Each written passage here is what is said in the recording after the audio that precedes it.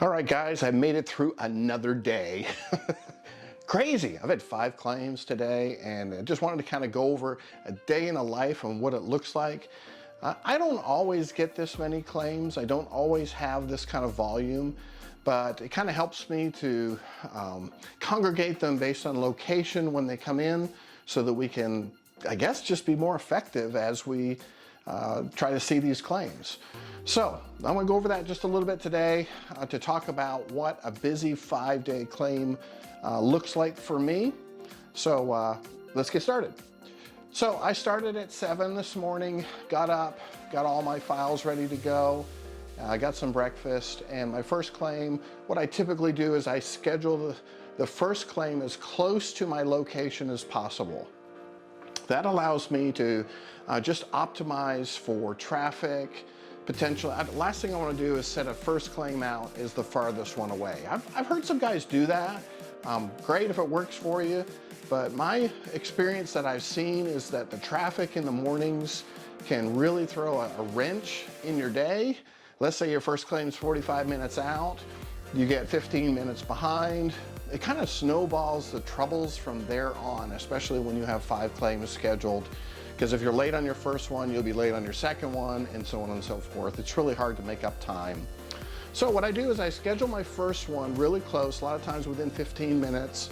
I'm right there on time. It doesn't stress me out in the morning for getting to my claims because they're close by. So it allows me to calm myself in the morning, get organized, make sure I have all my files, and then get to the claim on time. So typically what I try to do is make up a little bit of time on the first one, meaning I schedule my next one based on mapping. I try to get them pretty close, but it doesn't always work. So what I do is I normally end up being about 15 minutes early for my second one. People don't mind you being early. In fact, that's a great practice to continue to do as an adjuster, is to make sure that you're early. I get so many calls where people are calling me at 5 after and says, hey, you were supposed to be here 5 minutes ago, where are you? So inevitably being late is terrible. But I rarely get any complaints about someone who says, hey, you know what, you're 15 minutes early, you gotta wait. No, it doesn't work that way. People love people who are early. So I always like to try to be a little bit early. In fact, I'll call them sometimes or text them ahead of time and say, hey, I'm running a little bit early. I should be there in 15 minutes. And then it just gives them a heads up for me coming ahead a little bit ahead of time. So what it does also by being early is it takes that stress level off of you. I know you guys know this, but when you're late and you're speeding and you're stressful, it's just really messed up. When you get to the job, you can't have a clear head. You're gonna miss photographs. You're gonna miss questions that you needed to ask the insured if you're stressed. So it's just a really bad idea. It's always better to be early. Hey, if you got a customer that says, I'm never out of bed at 9 o'clock in the morning, you gotta come at 9:30. Well, then you got a little bit of time to waste and you show up at 9:30. Maybe you sit in the car and you chill out or whatever while you're waiting for that 9:30 appointment. But typically people don't mind you being early.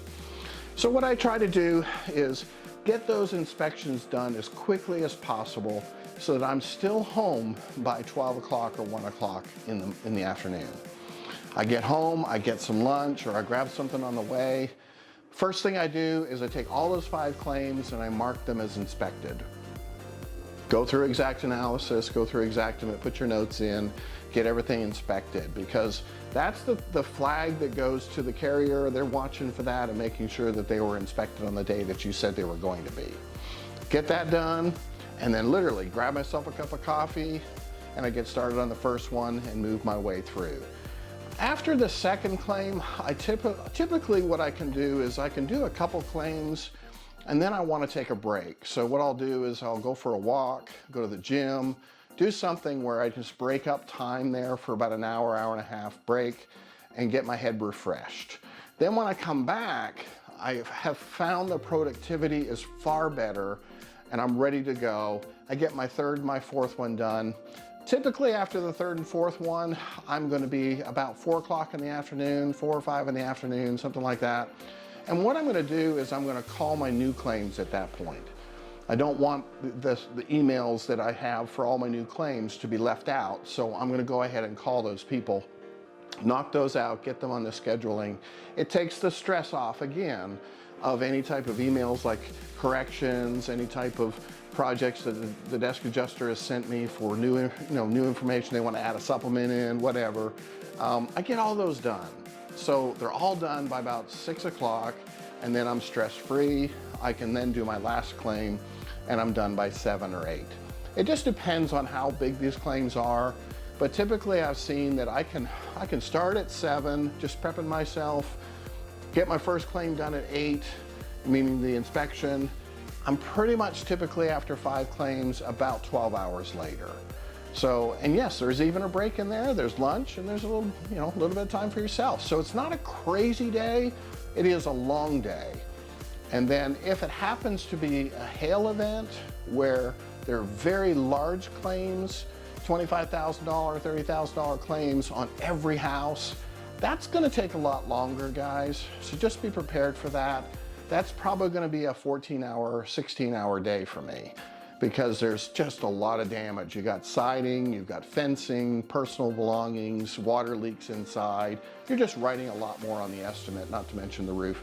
The roof's the easy part, but then you've got all the collateral damage. You're having to start to write for siding and drawing and putting windows in and all that other stuff. It just takes a lot of time. So, day in the life of an adjuster with 5 claims doesn't happen all the time, but when it does, follow my plan. I think you'll find it will help you a lot in the future.